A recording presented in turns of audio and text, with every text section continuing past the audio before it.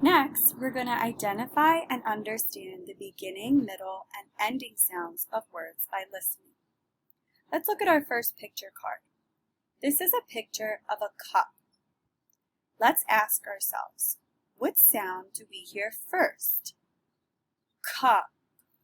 I hear k, k, k first. What sound do we hear last in the word cup?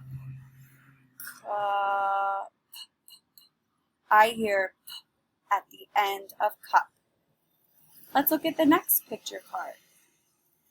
This is a picture of box. Box. What sound do we hear first? Yes, we hear b at the beginning of box. What sound do we hear at the end of box? Yes, we hear x at the end of box.